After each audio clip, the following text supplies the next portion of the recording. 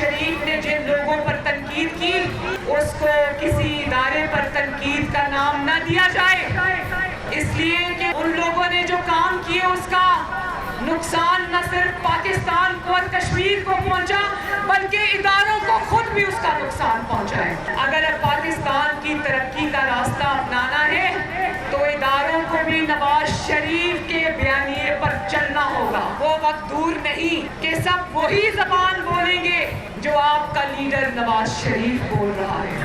नून league अब क्या सोच रही है, हमारे साथ हसन इकबाल साहब मौजूद। इकबाल साहब बहुत शुक्रिया। इकबाल साहब, सबसे पहले ये धांधली के इल्जाम पहले ही लगाना शुरू कर दिए, तो हुकूमत ये कह रही है कि आपको इलेक्शन हारता हुआ दिख रहा है, इसलिए आप पहले ही ये नैरेटिव बनाना चाहती हैं मरियम नवाज साहिबा कि जी हमारे साथ धांधली होगी, क्योंकि आप हार जाएंगे वैसे ही। अब हुकूमत वहां आपकी है, कौन आपके खिलाफ धांधली करेगा?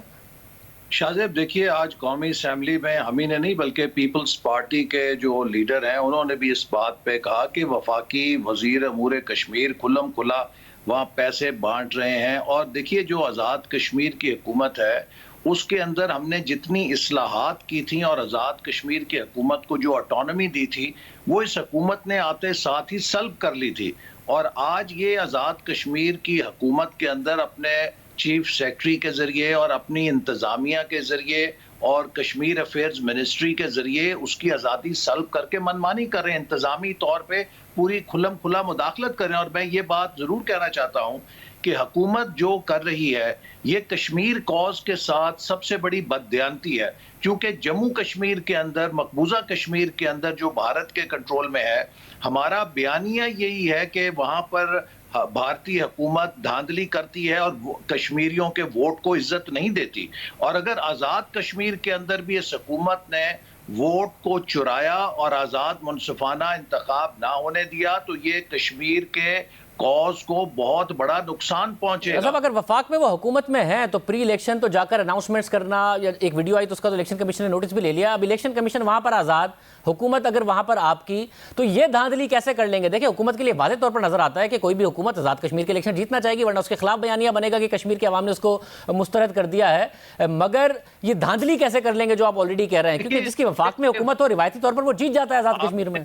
हाल ही में देखा है कि वफाकी हुकूमत ने सीनियर सतह की इंतजामी तबादले वहां पर किए हैं, और इन इंतजामी तबादलों को इस इलेक्शन के दौरान करने का क्या मकसद है कि ये अपने मनपसंद अफसरान के जरिए इंतजामी मशीनरी को इलेक्शन के लिए इस्तेमाल करना चाहते हैं। और उस वक्त जो वहां पर हुकूमत है, निगरान हुकूमत है, उसको गैर फाल करना चाहते हैं कि उसकी मैं खुद गिलगित बल्तिस्तान में गया था और वहाँ के चीफ इलेक्शन कमिश्नर से मिला, और जब शिकायत दी, जब वहाँ इलेक्शन था, उन्होंने कहा जी मैं बेबस हूँ, मेरी तो चीफ सेक्रेटरी भी बात नहीं सुनता।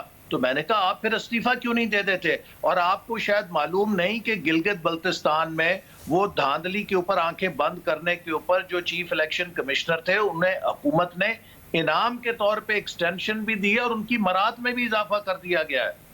अच्छा, फिर ऐसा इकबाल साहब मुझे ये बताइएगा कि अगर धांधली होती नजर आ रही है तो यही वजह है कि शहबाज शरीफ साहब खुद बिल्कुल पीछे हट गए हैं। हालांकि खबरें तो ये थी वो मुदाखलत नहीं चाहते मरियम नवाज बैक सीट पर रहें, और उन्होंने मरियम नवाज को खुली तरीके से कहा है कि जी आप आज़ाद कश्मीर की कैंपेन करें, ताकि आप जब इलेक्शन हारेंगे और हुकूमत जीतेगी तो शहबाज शरीफ पार्टी के अंदर भी बता सकें कि जी देख लें कितना बयानिया और कितना क्राउड पुलर है मरियम नवाज साहिबा, इलेक्शन हार के आ गई।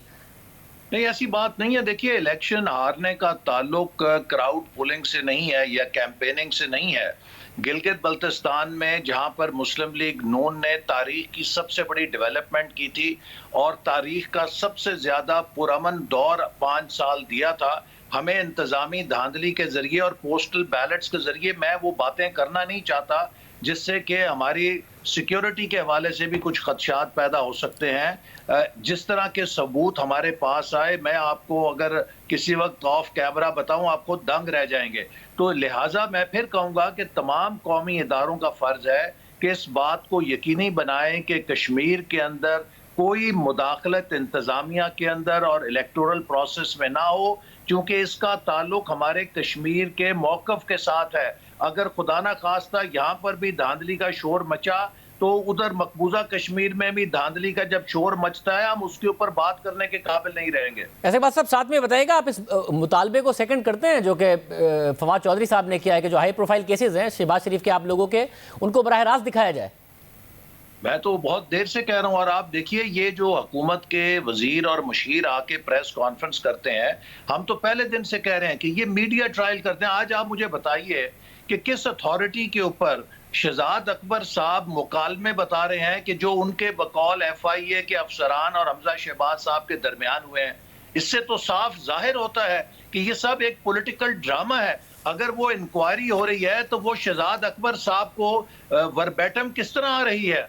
और अगर ये मुकालमेबाजी एक सरकारी अफसर के नाम को लेकर कर रहे हैं तो ये सरकारी अफसर की पोजीशन को कॉम्प्रोमाइज कर रहे हैं। इसी तरह यही शहजाद अकबर साहब कागज लहराया करते थे जब नैब का केस चल रहा था, और जब हाई कोर्ट में 3 फाजिल जजों के सामने शहबाज शरीफ साहब का केस गया, उन्होंने कहा कि हमारे सामने तो कोई करप्शन का नैब ने सबूत पेश नहीं किया है।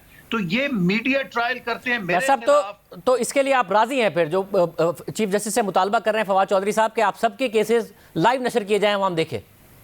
जी बिल्कुल, हम तो ये कहते हैं कि जो ट्रायल है वो लोगों को पता चले कि किस किस्म के भोंडे इन्होंने केसेस बनाए हैं। मैं आपको एक और मिसाल देना चाहता हूं। अभी अल्लाह का शुक्र है नारोवाल स्पोर्ट सिटी का तो खत्म हो गया, तफसीली फैसला आ गया और लोगों को पता लग गया। 2 साल हुए हैं, वजीर मवासलात ने मुझ पे 70 अरब रुपया कमीशन मुल्तान सक्खर मोटरवे लेने का इल्जाम लगा रखा है।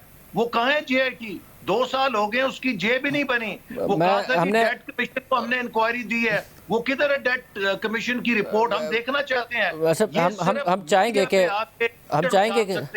हम चाहेंगे कि हुकूमत डेट कमीशन का क्या नतीजा निकला, वज़ीर-ए-आज़म ने 6 महीने का कहा था, वो भी बताया। नैब से हमने जरूर पूछा मुल्तान सक्खर मोटरवे का, तो उन्होंने कहा कि वो इस हवाले से कोई तहकीकात नहीं कर रहे हैं। बहुत शुक्रिया असर इकबाल साहब हमारे साथ मौजूद